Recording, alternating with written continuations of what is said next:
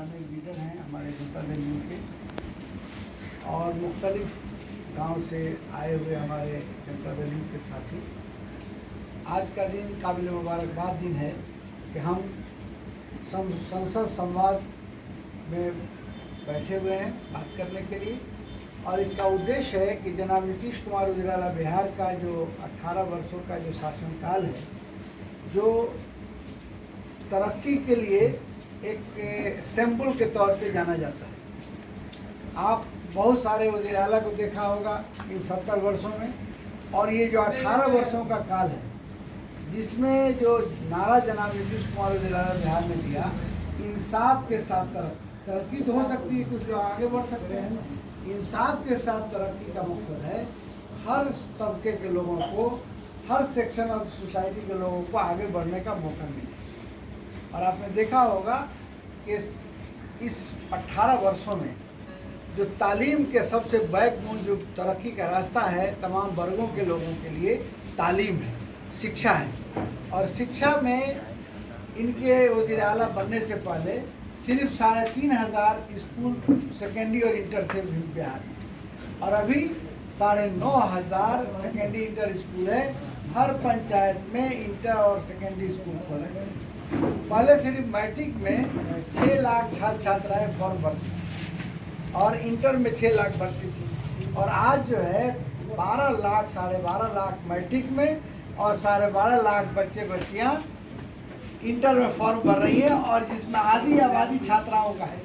ये सबसे बड़ी बात है। पहले हमारी बच्चियां नहीं पढ़ती थी, और उसको बेहतर करने के लिए उन्होंने साइकिल, पोशाक और स्टाइपेंड योजना लाई, और इसके लाने के बाद 98% छात्र छात्राएँ स्कूल चलेगी। पहले बच्चे बच्चियां गांव में बकरी चरा रही थी, दूसरे काम में थी। अब किसी का बच्चा ऐसा नहीं है जो स्कूल में नहीं, और इसके नतीजे में आज एक इनकलाब आया है। हर गांव में बच्चे बच्चियां स्कूल की तरफ रुख करते हैं, और तालीम एक ऐसा वेपन है, हथियार है, जो हम गुर्बत को, पिछड़ेपन को और नाबराबरी को ख़त्म करो। कोई रास्ता नहीं, एक ही रास्ता है। आप किसी बिरादरी के हैं, किसी धर्म जाति के हैं, अगर आपके बच्चे शिक्षित हो गए, उन्होंने शिक्षा ले लिया, तो उन्होंने अपना बैकवर्डनेस खत्म कर दिया, वो बराबरी में आ गए, बराबर में बैठेंगे, बात करेंगे। तरक्की का ये मार्ग उन्होंने अपनाया। हर जिला में मेडिकल कॉलेज, इंटर कॉलेज खोला जा रहा है, बहुत जगह खुल गया, बाकी में काम चल रहा है। और इसके साथ साथ हर अनुमंडल में ITI खोला गया है, ताकि बच्चे हुनरमंद होकर रोजी रोजगार से जुड़े। दूसरा, सड़कों के मामले में आप, हमारे मुखिया जी ने बहुत सही बात बताई कि आज हमारे जो बड़े लोग हैं, अब 20 साल का बच्चा होगा वो नहीं समझ पाएगा, 20 साल के पहले के जो लोग हैं वो लोग सड़कों को देख रहे हैं कि एक यहाँ से पटना जाने में 10 घंटा दिन भर लग जाता था, अब 4 घंटा 5 घंटा में।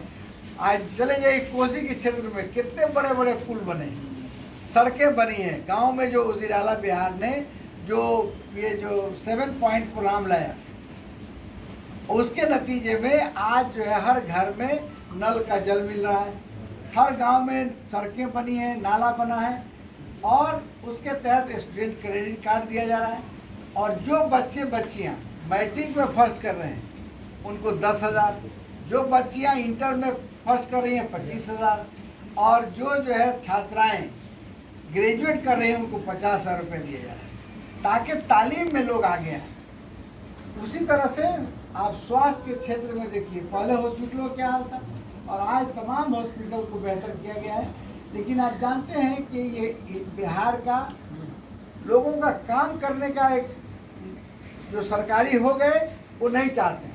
सरकार चाह रही है काम हो, लेकिन जब तक उनका मेंटेलिटी नहीं बदलेगा कि हम बगैर घूस लिए, रिश्वत लिए काम करें, हम लोगों का सेवा के लिए बहाल हुए हैं, ये सब मेंटेलिटी आएगी तो जो नीतीश कुमार जी का मंशा है कि हम ये जो सरकारी लोग हैं, वो सेवक हैं, वो अच्छी ढंग से काम कर सकें, उसमें कमी आ रही है।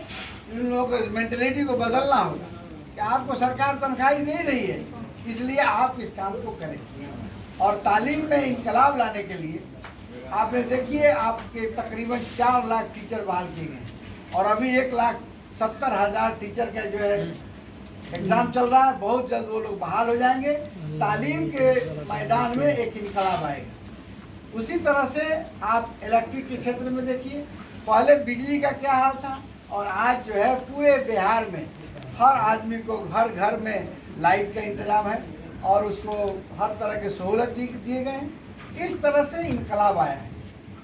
और दूसरी बात कि हिंदुस्तान की आज़ादी के बाद और आज़ादी से पहले कॉन्स्टिट्यूशन जो बना उसमें रिजर्वेशन का प्रावधान था कि पिछड़ों को, महिलाओं का रिजर्वेशन होगा, लेकिन कोई सरकार आई 70 वर्षों में नहीं किया। जनाब नीतीश कुमार जी ने पंचायती राज में रिजर्वेशन लागू किया और जिसके नतीजे में 50% महिलाएं आज जो है मुखिया बन रही हैं, जिला परिषद बन रही हैं, आप जो है प्रमुख बन रही हैं और नगर निगम, नगर निकायों में वो ओहदों पे जा रही हैं। और पिछड़े और दलित, अति पिछड़ा जो मुस्लिम भी हैं, उनको भी रिजर्वेशन पंचायतियों में मिला, उनके नहीं जीत पाते थे। आज काफ़ी तादाद में दलित, ये जितने अति पिछड़ा जो लोग हैं, सब लोगों के लोग आज मुखिया में हैं, सरपंच में हैं, आज जो है जिला परिषद में है, नगर निगम, नगर निकाय। ये रिजर्वेशन देकर पॉलिटिकली एम्पावर किया नीतीश कुमार जी। और ख़ास तौर से महिलाओं का जो रिजर्वेशन हुआ, जिससे महिलाएं को समझदारी बढ़ी है। आधी आबादी को हम चाहेंगे कि अलग रहकर तरक्की कर लें, मुमकिन नहीं है, उनको भी मौका दिया जाए। आज महिलाएं कितना समझदार हो गई और वो फैसले कर रही हैं, वो मुखिया बन रही हैं। तो इस तरह का काम करके औरतों को भी आगे बढ़ाया, तालीम के मामले में भी और रिजर्वेशन देकर जो है ये आज पंचायती राज व्यवस्था, नगर निकाय व्यवस्था में और ख़ास तौर से नौकरियों में महिलाओं को 35% रिजर्वेशन दिया गया। इसके नतीजे में आज 30,000 हमारे सिपाही, जो औरतें अपने को असहाय महसूस कर रही थी, वो राइफल लेकर चौक चौराहों पे खड़े होकर हमारी हिफाजत कर रही है। पूरे हिंदुस्तान में बिहार ऐसा स्टेट है जहां पर 30,000 महिलाएं पुलिस में काम कर रही हैं।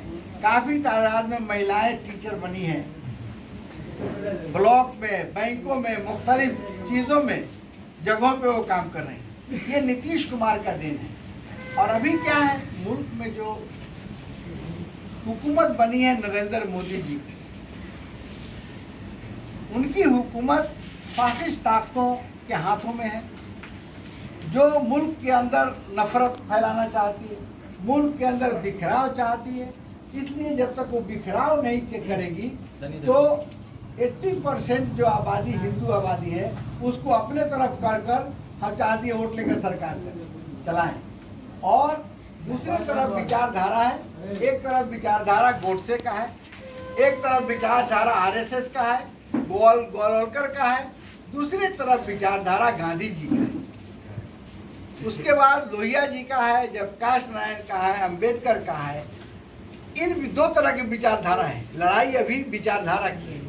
अब हमें आपको फैसला करना है कि किस विचारधारा की सरकार भारत में चले, नफरत की चले, मुल्क में तोड़ पैदा करने वाले की, जो मुल्क में मोहब्बत पैदा करने वाले। इस लड़ाई अभी मुल्क में ये है। नीतीश कुमार जी का जो 18 वर्षों का शासनकाल है और उनके जो सरकार आगे जो सेंटर में बनाने की बात हो रही है, ये विचारधारा की बात है।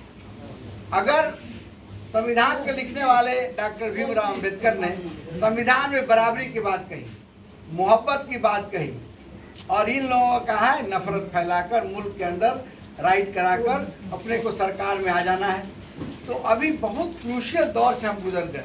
जो भी हमारे भाई आए हैं सब काबिल मुबारकबाद हैं कि जनाब नीतीश कुमार के विचारधारा को आगे ले जाने के लिए आप गौर फिक्र करने का है कि हम लोग बहुत ही एक छोटी जगह में बैठे हैं, लेकिन इसका मिशन मुल्क में हुकूमत बदलने का, ये आपके हाथ में ताकत है। ये जो हम बैठ रहे हैं गांव में, ये छोटा मोटा काम नहीं हो रहा है।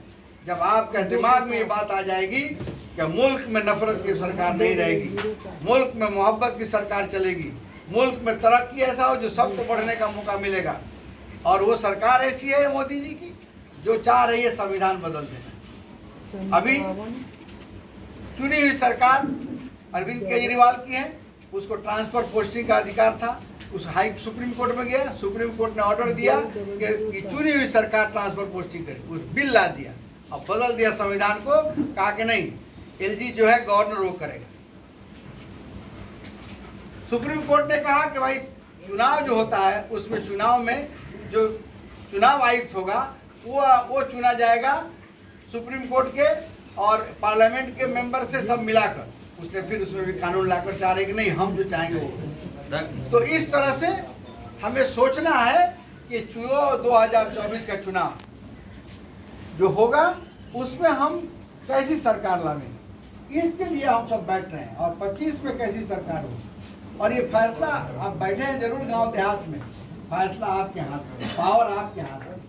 आपके जहनों में जब बात आ जाएगी इस मोदी की सरकार को हम सेंटर में नहीं रहेंगे, इन्होंने झूठा वादा करके गलत फरेब देकर लोगों को गुमराह और नौजवानों को गुमराह करके वो 14 में भी सत्ता में आ गई और 19 में भी सत्ता में आ गई। उसने क्या कहा, हम नौजवानों को 2 करोड़ नौकरी हर साल देंगे। बैठो नौकरी मिला, नौकरी जहाँ मिलनी थी BSNL था, आपका जो है रेलवे था, आपका वो एयरपोर्ट था, रेलवे स्टेशन था, उन तमाम को प्राइवेट अडानी के हाथ में दे दिया। अब वो जगह पर नौकरी मिल नहीं सकती, प्राइवेट सेक्टर में रिजर्वेशन नहीं है। इसलिए ऐसी सरकार को अगर हम आगे कंटिन्यू करेंगे तो आने वाला दिन में हमारे नौजवानों को नौकरी रोजगार नहीं मिल पाएगा। इसलिए ऐसी सरकार आवे जो हमारे जो यूथ हैं, जो नौजवान हैं, उनको रोजी रोजगार हम फराहम करा सकें, मुल्क में मोहब्बत की सरकार बन सके। और हमारा संविधान जिसमें दलित, महादलित, अति पिछड़ा, पिछड़ों को जो रिजर्वेशन मिला है उसको अगर सरकार कंटिन्यू करेगी तो खत्म कर देगी। संविधान ऐसा संविधान भारत का है जो पूरे दुनिया में बहुत ही बेहतर संविधान है, उसको बदलने की कोशिश हो रही है।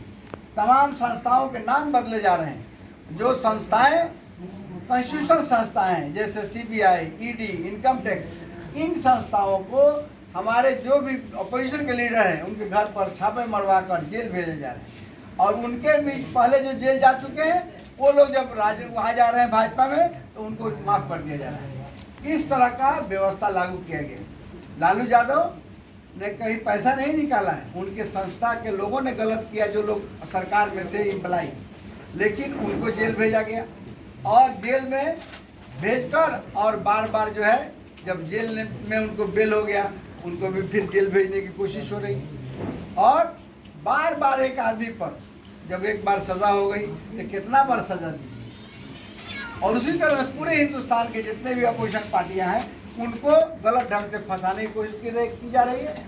हम लोग बैठे हैं इसलिए कि 2024 में अभी बहुत हम लोग खुशकिस्मत हैं कि हमारे लीडर जनाब नीतीश कुमार को पूरे हिंदुस्तान के अपोजिशन पार्टियों ने उनके कहने पर एक साथ जमा हुए और आने वाले दिनों में वो संयोजक बनेंगे और मुल्क के अंदर जो है नुमाइंदगी करने का मौका मिलेगा।